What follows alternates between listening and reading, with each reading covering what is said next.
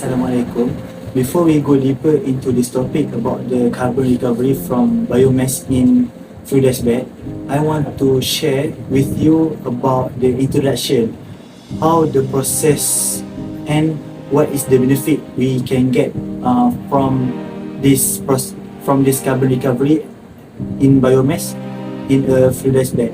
So, uh, for this carbon recovery, from a biomass influence bed, it is aimed to extract the utilized carbon from biomass material is an efficient and sustainable manner.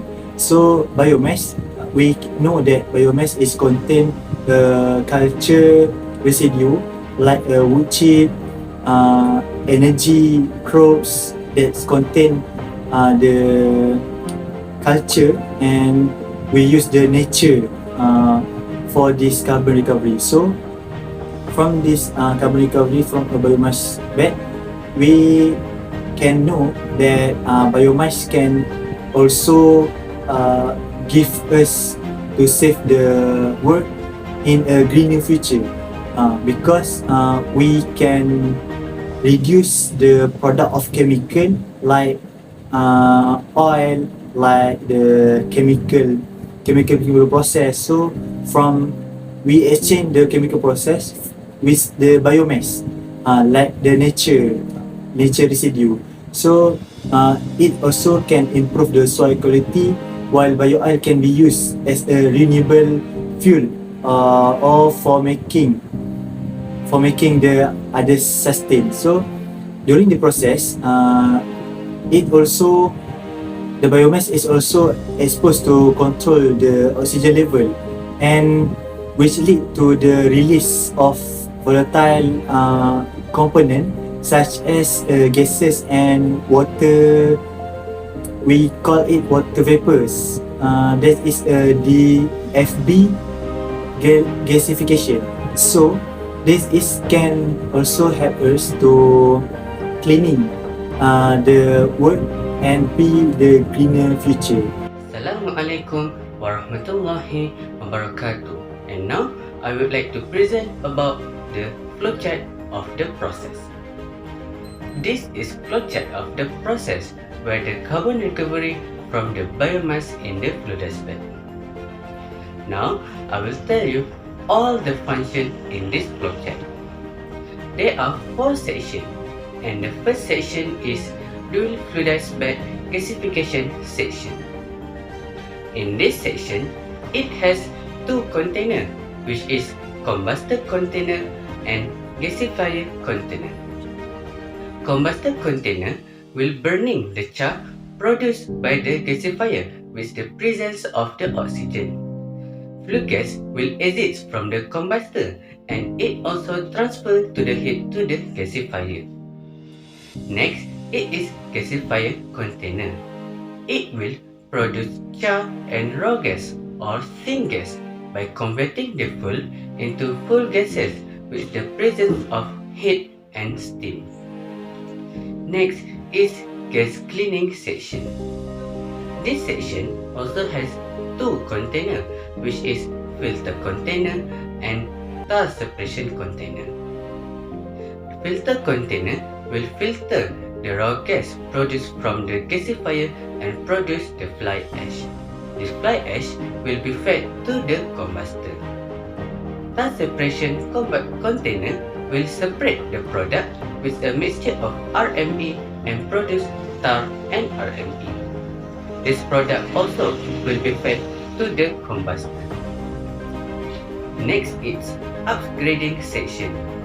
This section also has 2 containers, which is reformer container and water gas shift container.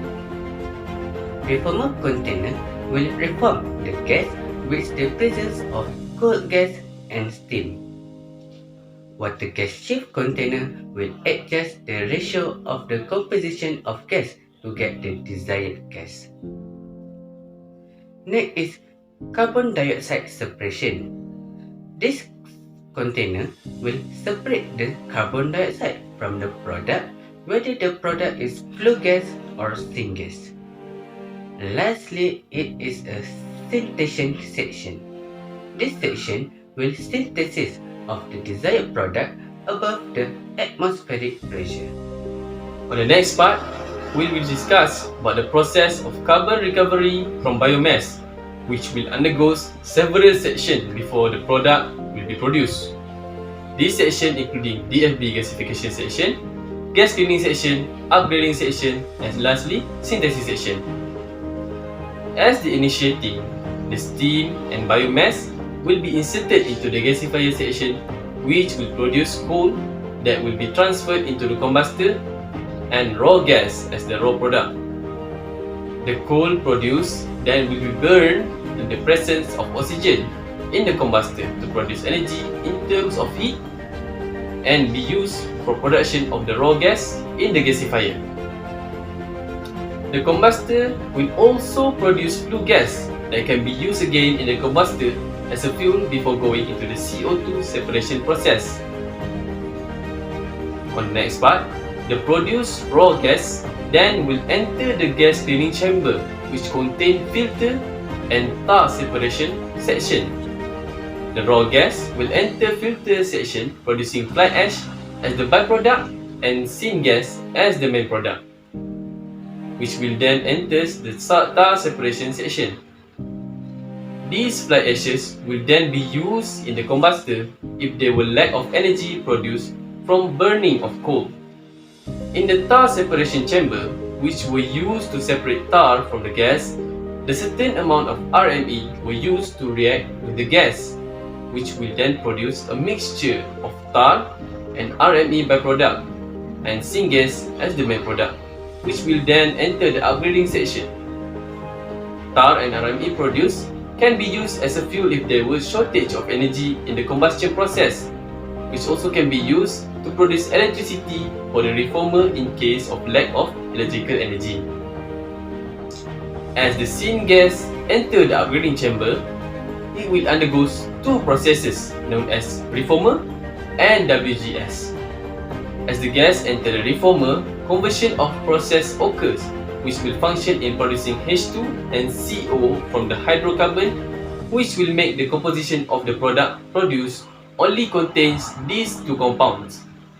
The product would then enter another section known as WGS reactor or water gas shift reactor.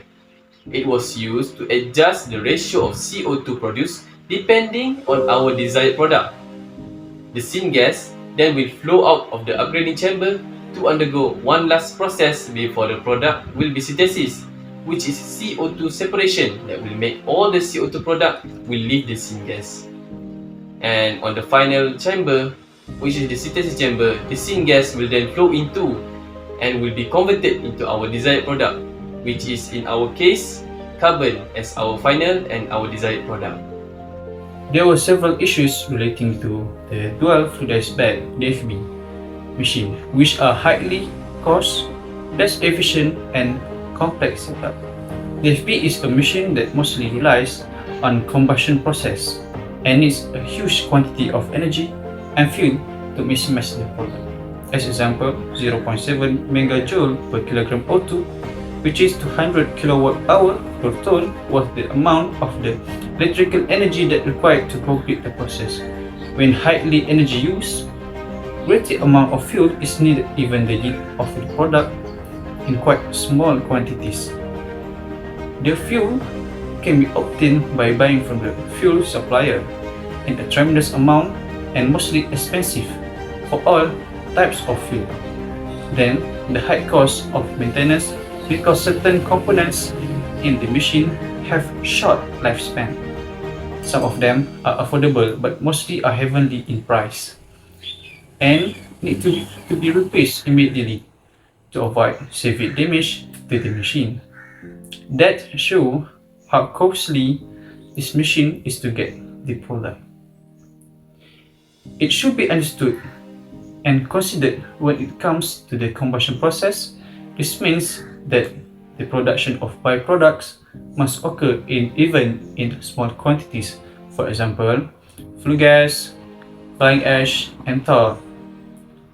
More and more byproducts are produced, causing the fuel used to produce byproducts to be used instead of the desired product.